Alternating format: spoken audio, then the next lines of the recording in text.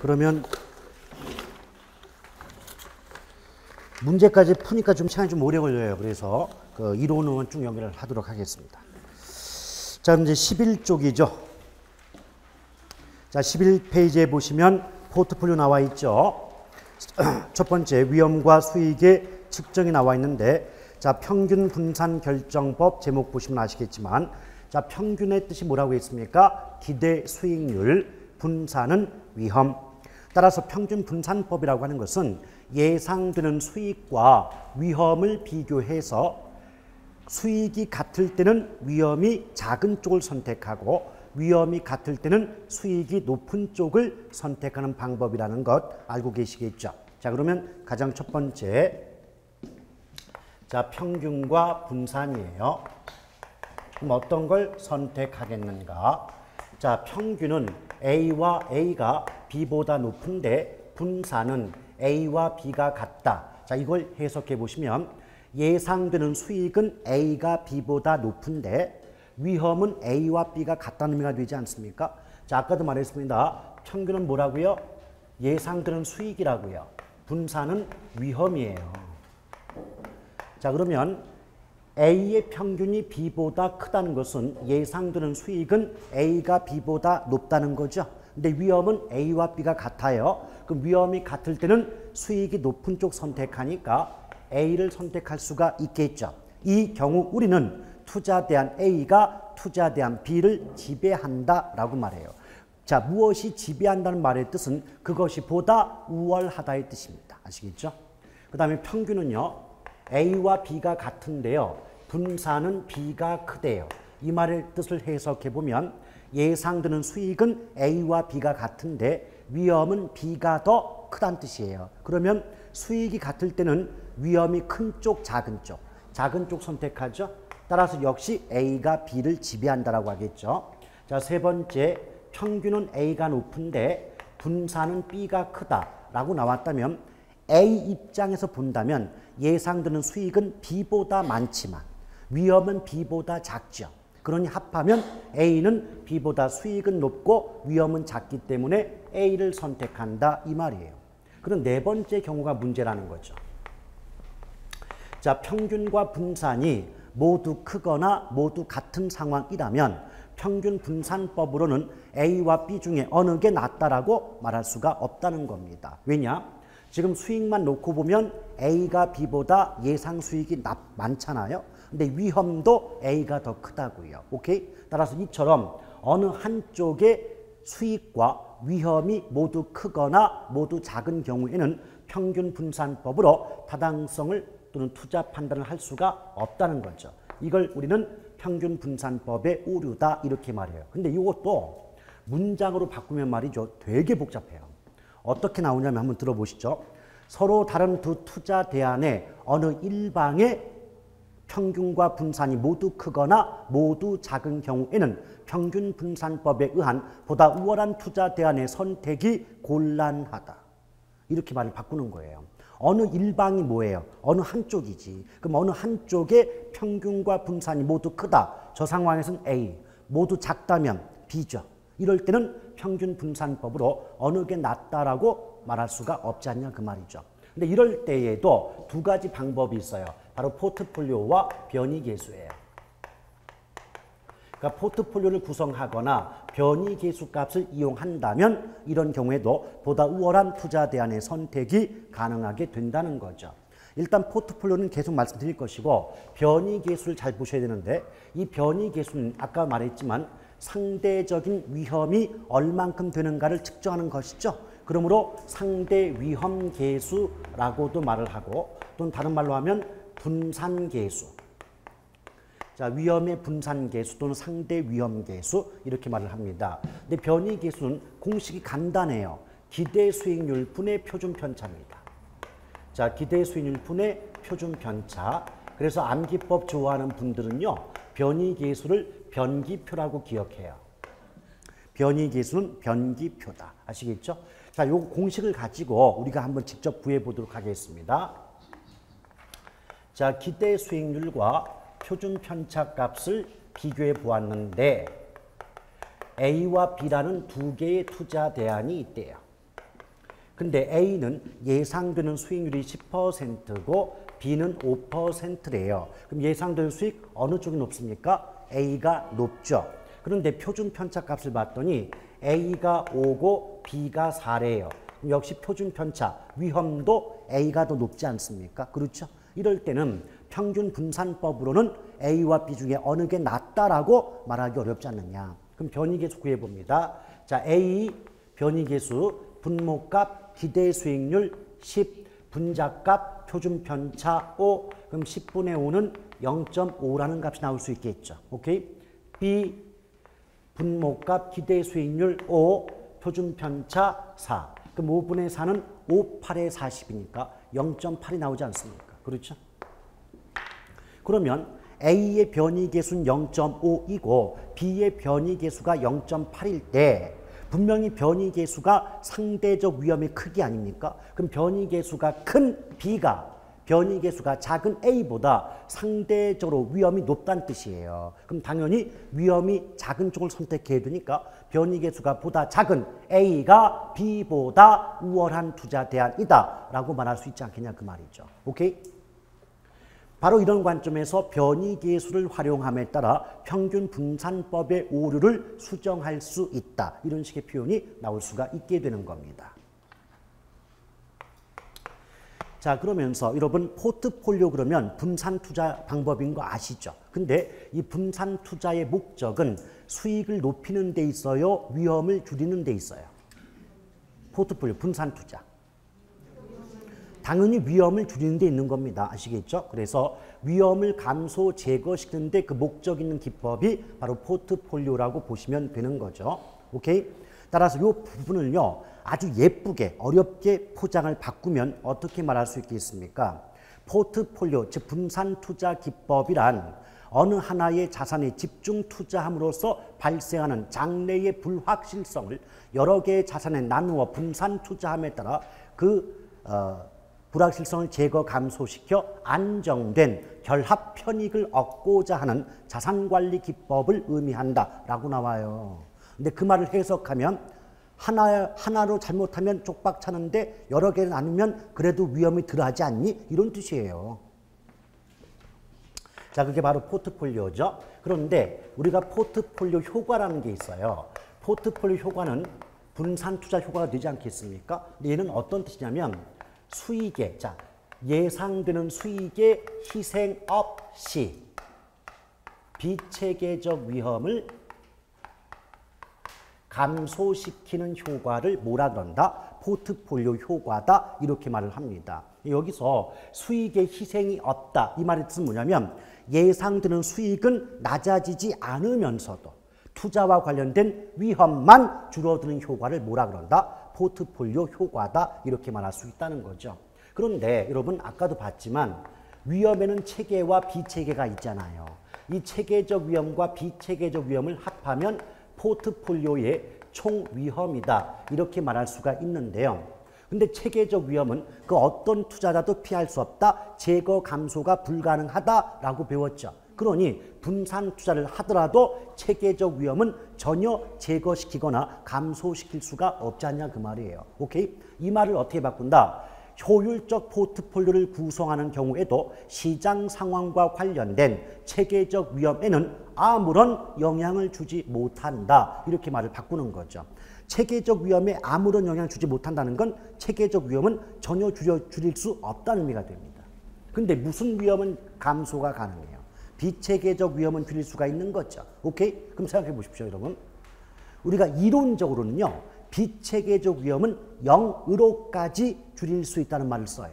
그럼 비체계적 위험이 0이다. 그 말은 비체계적 위험을 완전히 제거시킬 수 있었다는 의미가 되지 않습니까? 오케이? 그럼 봐봐요. 포트폴리오 합니다. 그러면 비체계적 위험 줄어듭니다.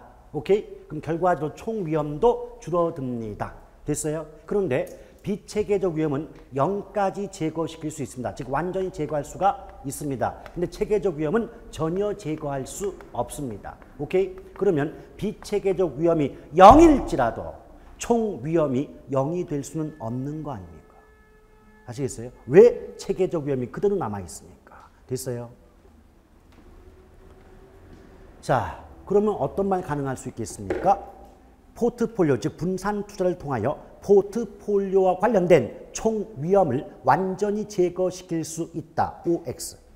X예요. 총 위험이 완전 제거된다는 건 체계 플러스 비체계 모두 제거된다는 뜻이니까 그 말은 사용할 수가 없다라고 보시면 돼요. 아시겠죠?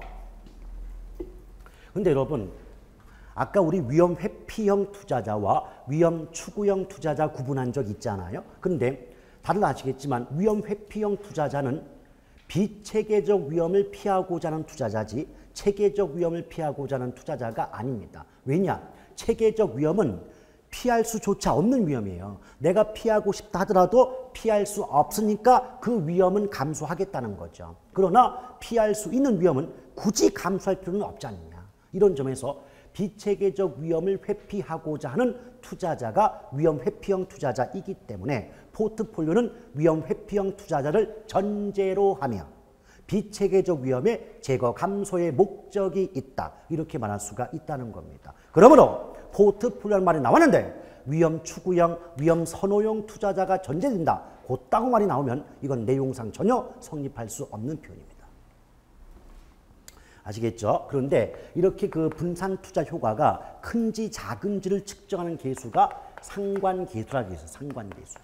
상관계수. 근데 이 상관계수가 뭐냐면 이런 뜻이에요. 예를 들어서 우리가 시장에 갑니다. 시장 가요. 시장에 가서 자, 비옷과 우산을 장만합니다. 그럼 비옷과 우산은 상품 자체는 다르죠.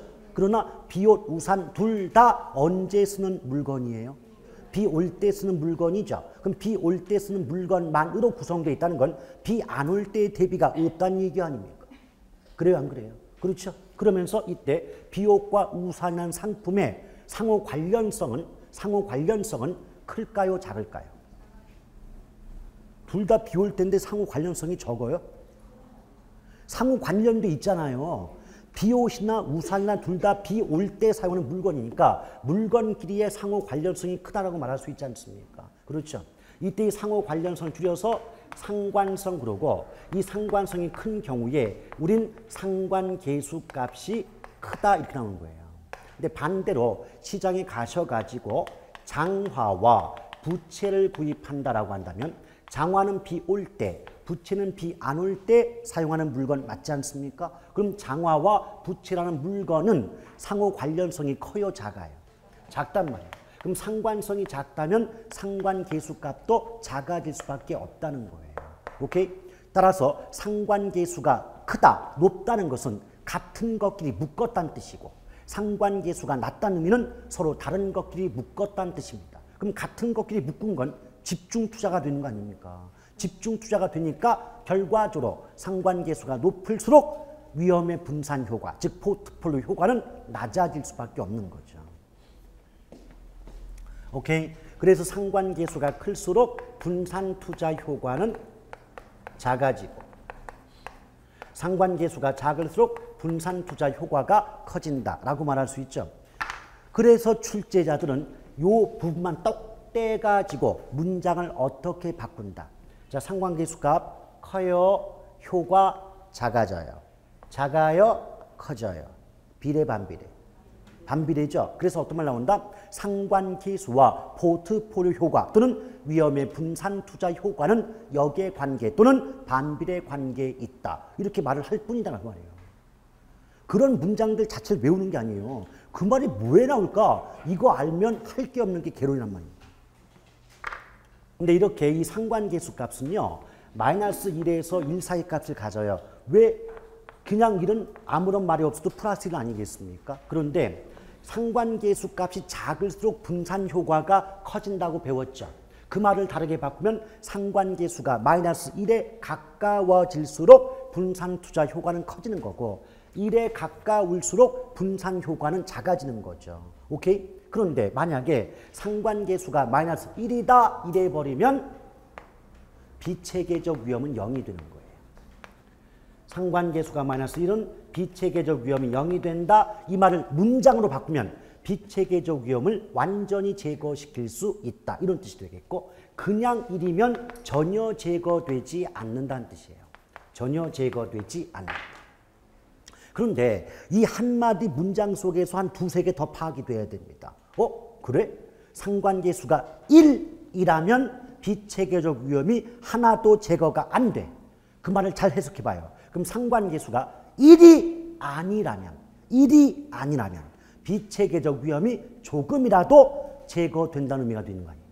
이해하시겠어요? 그래서 어떤 말 나온다. 상관계수가 1이 아닌 한 위험의 분산 효과 또는 포트폴리오 효과는 발생한다 라고 말하는 겁니다. 아시겠죠?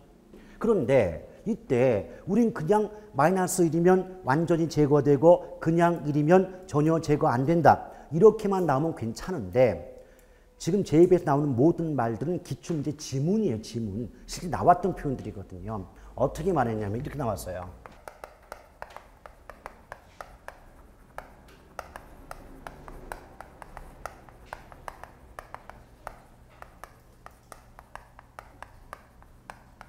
이랬어. 이게 뭔 뜻일까? 응? 그렇죠. 상관계수가 마이너스 1. 여기 봐요. 서로 다른 두 자산 간의 수익의 움직임. 요 말 나오면 이게 상관계수의 뜻이에요. 그런데 완전한 마이너스 1. 완전한 음의 상관관계는 상관계수가 마이너스 1의 뜻입니다. 그럼 어때요? 그 다음의 문장은 비체계적 위험 또는 불필요한 위험이 전혀 완전 제거된다, 0이 된다 이렇게 말할 수 있는 거 아니겠습니까? 그래요? 오케이? 그러면 이 문장을 응용해 보시라고. 만약 플러스 1로 쓰려면 요거 써놓고 얘를 음을 양이나 정 요것만 바꾸면 이건 상관계수가 1이다 그 말이에요. 아시겠습니까? 그렇게 문장을 바꾼다고요. 그래서 아예 이런 식의 표현들은요. 그대로 그 문장 자체를 기억해 두는 것도 괜찮아요. 그래서 서로 다른 두 자산 간의 수익률의 움직임 요것만 나오면 일단 뭐다? 상관계수. 그리고 완전한 그러면 마이너스 1. 완전한 정 그러면 1. 아시겠어요? 그렇게만 해석이 되면 나머지 그 뒤에 나오는 문장이 옳은지 그른지는 금방 파악되는 거 아니겠습니까? 오케이? 우리 수험생분들 이렇게 공부하는 모습 보면요. 꼭 외워야 될 건 안 외우고 외우지 않아도 될 건 다 외우고 있어요. 그러다 보니까 시간에 비해서 효율성은 떨어지고 어렵게만 느껴지는 거죠. 됐사옵니까? 예. 그러면 여러분 자 상관계수 했습니다. 그럼 문장 한번 해볼게요. 상관계수가 마이너스 1에 가까워진다 이 말이나 상관계수가 음의 값을 갖는다는 말이나 상관계수가 작다는 말은 같은 말이죠. 그럼 위험의 분산 효과, 포트폴리오 효과는 커지겠죠.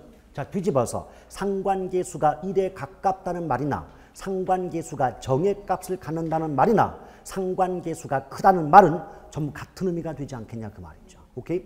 그런 것들은 외울 필요가 없는 건 자꾸 외워놓고 왜 필요한 건 전혀 근데 필요한 것은 또 문장이 좀 어렵거든요. 그러니까 안 해. 어려운 거 다 빼면 개론은 맞출 게 없어요. 아시겠어요? 많은 분들이 저한테 그러더라고요. 저는 계산이 싫어요. 그럼 하지 마세요. 공식도 싫어요. 그래요. 그럼 그것도 좀 빼세요. 말도 어려운 게 싫어. 뭐 갖고 하려고 뭐 갖고. 계산도 싫다. 공식도 싫다. 좀 어려운 말도 다 싫다. 그럼 하지 않겠다는 얘기 아닙니까? 어려운 게 있으면 극복을 할 줄 아셔야지. 왜 어려우니까 다 포기하려고 그러니까 그러지 마세요. 그리고 항상 여러분들 뭐 점수 민법 더 잘 나오죠? 민법이 더 안 나와요? 그 전공이 혹시 이과 쪽 아니에요? 이과 쪽은 개론을 잘해요. 그러니까 뭐 문과도 경영, 경제, 회계, 무역 이런 쪽은 개론을 재밌어 하고 이과 쪽은 이런 이과 쪽 입장에서는 산수도 아니거든 이 계산은. 그러니까 쉽게 한다고요. 근데 이과 쪽 분들이 합격들이 저조합니다. 왜? 법이 그렇게 어렵다네. 법이 그렇게 어렵대요. 그러니까 무슨 말이냐면 우리 수험생들 대부분 그냥 요러면 요게 답이에요. 그거 해주면 좋잖아요. 좋아하잖아요. 이과 전공하신 분들은 이러면 이게 답이 왜인데? 왜를 따져야 돼. 그러니까 왜를 안 알려주면 그분들은 못 외워요. 근데 문과 쪽은 왜가 싫어. 그냥 이거 하면 이게 답, 오! 해요. 그런데 그때 그 문장 속에서 왜를 집어넣으면 다 틀려버리는 거예요. 아시겠어요? 그래서 민법이든 계류는 원래 학습보다 왜를 알아야 돼요. 왜 이런 말 나오지? 이걸 알아야 되는데 근데 이제 그걸 다 알려다 보면 시간이 너무 걸리니까. 너무 걸리니까 이제 암기법에 의존할 수밖에 없죠. 자, 상관계수 봤죠? 그래 놓고 이제 뭐 봐야 되느냐? 효율적 전선 보실래요? 효율적 전선.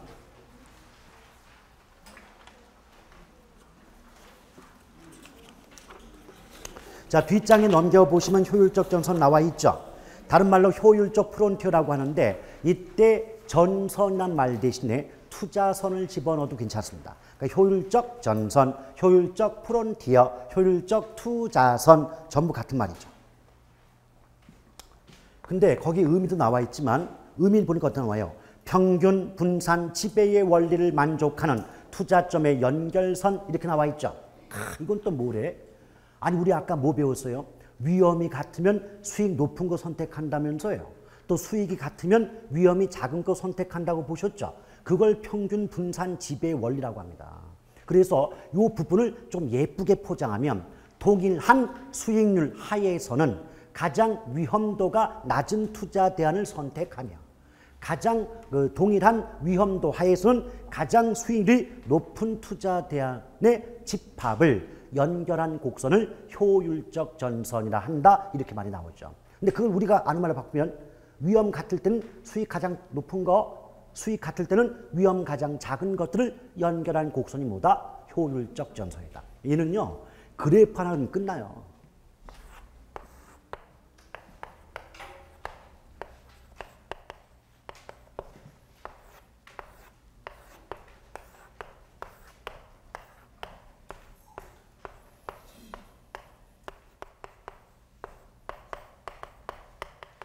자, 여기 A부터 F까지 6개의 투자 대안이 있다고 보는데요. 일단 수평선과 수직선의 의미만 파악되면 게임 아웃입니다. 자, 모든 수직선은요. 어디에 연결되어 있어요? 위험에 연결돼, 위험. 그러니까 모든 수직선, 같은 수직선상의 투자 대안들은 위험의 크기는 같다는 뜻이에요. 자, 모든 수평선은 어디에 연결되어 있어요? 그럼 같은 수평선상의 투자 대안들은 수익의 크기는 같다는 뜻입니다. 아시겠습니까? 오케이? 자, 같은 수직선은 위험이 같고 같은 수평선은 수익이 같다. 그럼 첫 번째 수평선부터 볼까요?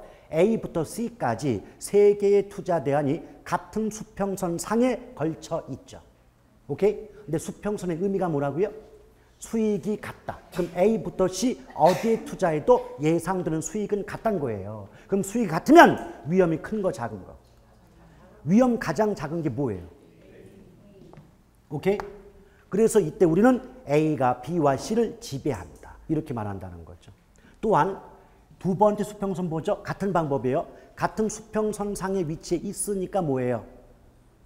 수익의 크기 같죠? 예상된 수익 같죠? 그 위험이 작은 쪽이 어디예요? 이때도 D가 E를 지배한다. 이렇게 말하죠. 이제 수직선 봐요.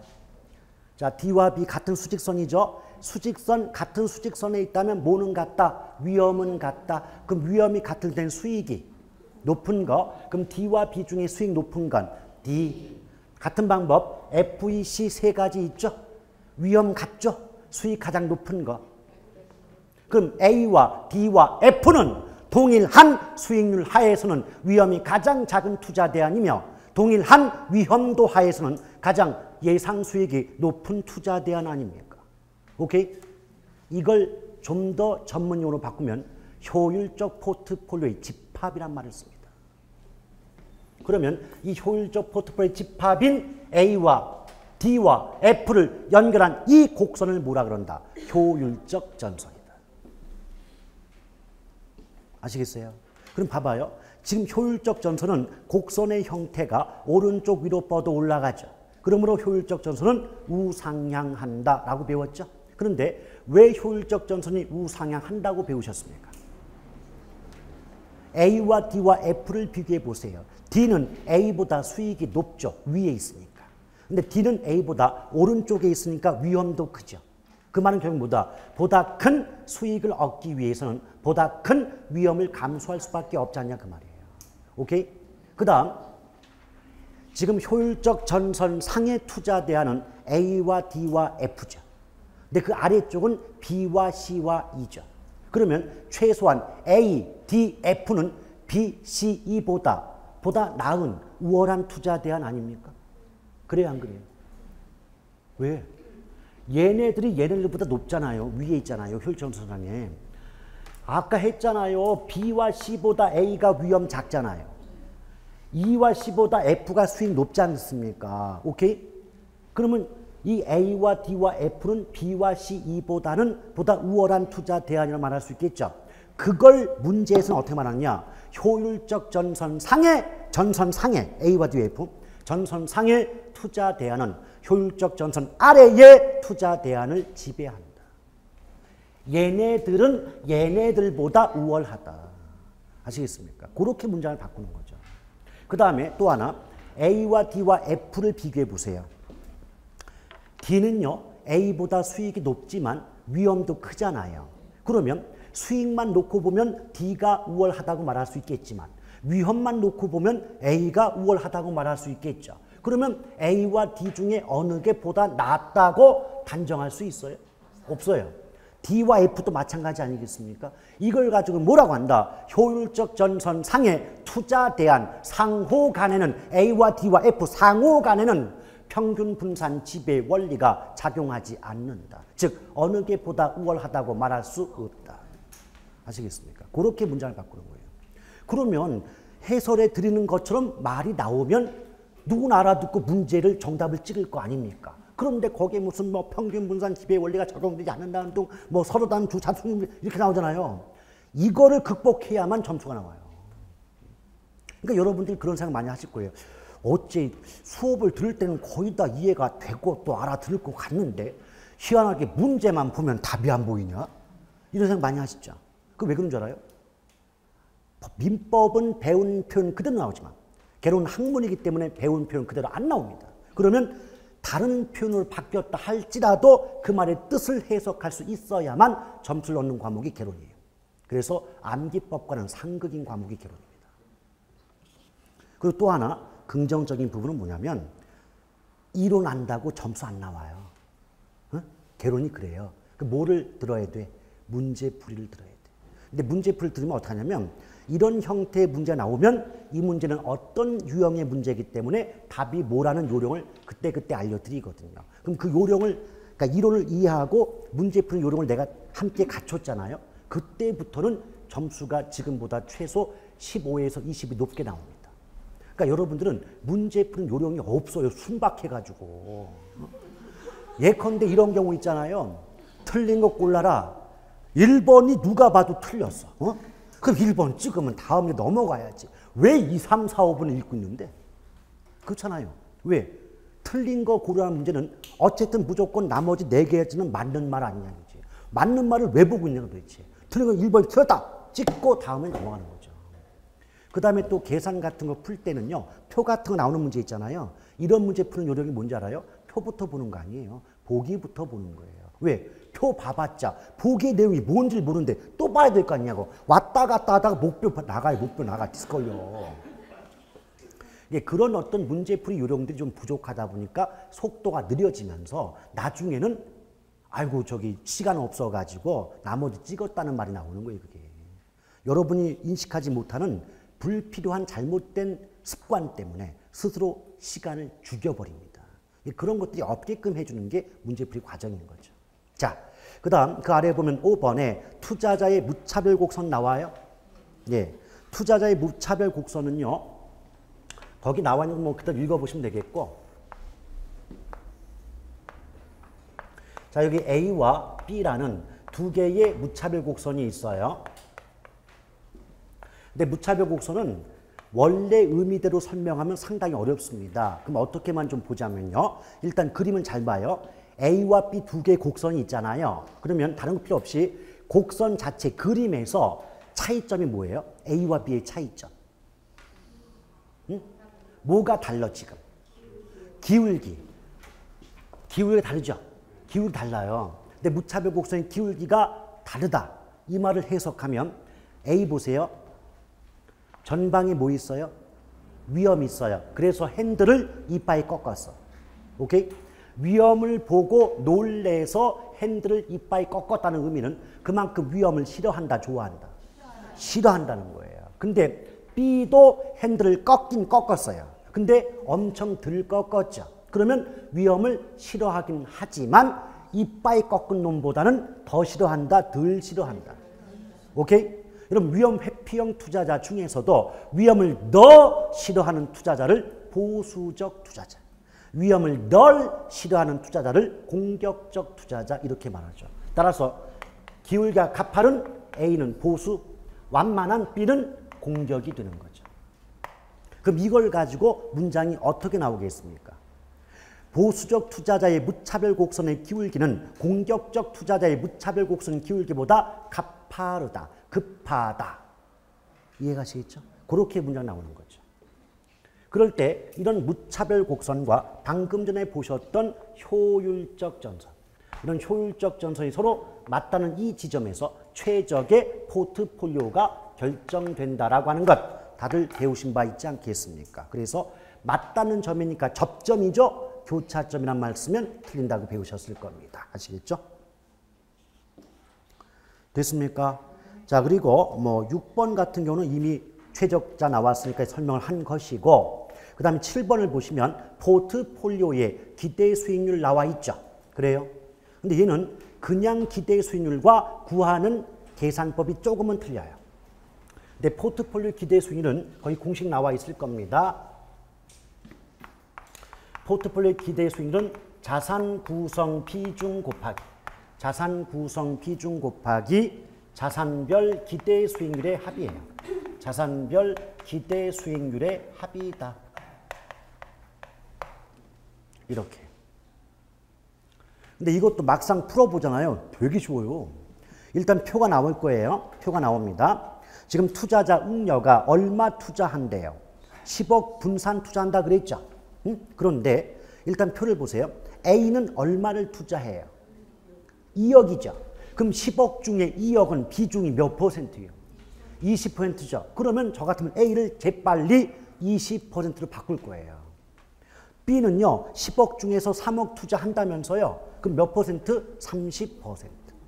C는 5억이니까 50%가 되겠죠. 오케이? 그럼 저한테 불러봐 주실래요? A, B, C 할 때 지금 10억 중에서 A는 비중이 20%죠. 2억이니까 20%. B는 3억이니까 30%. C는 5억이니까 50%가 비중 아닙니까? 10억 중에 이러니까. 그런데 그때 A, B, C 각각의 기대 수익이 10, 20, 30 아니에요. 오케이? 그럼 제가 이런 식으로 양쪽 모두가 퍼센트가 나오면 계산을 잘 하고자 한쪽은 숫자로 바꿔주는 필요가 있다 그랬죠. 그러면 10%를 숫자로 바꾸면 0.1, 20%는 0.2, 30%는 0.3 이럴 거 아닙니까? 그러면 20 곱하기 0.1은 2%, 30 곱하기 0.1은 3이 6이니까 6%, 50 곱하기 0.3은 5, 3, 15니까 15% 나오지 않느냐. 그럼 이걸 전부 합하면 얼마가 돼요? 23%입니까? 자, 2 더하기 6, 8, 5, 14. 그래서 23% 이렇게 나온다는 거죠. 그럼 이것도 어때요? 주어진 조건 그대로 곱해만 주면 답 나오죠. 이런 계산 문제를 우리가 포기한다는 것은 너무나 억울하다 그 말입니다. 됐죠? 자, 이렇게 해서 포트폴리오까지 마무리를 지었고요. 드디어 많이 배고프시죠? 식사하고 하시고 3시부터 수업을 연결하도록 하겠습니다. 수고하셨습니다.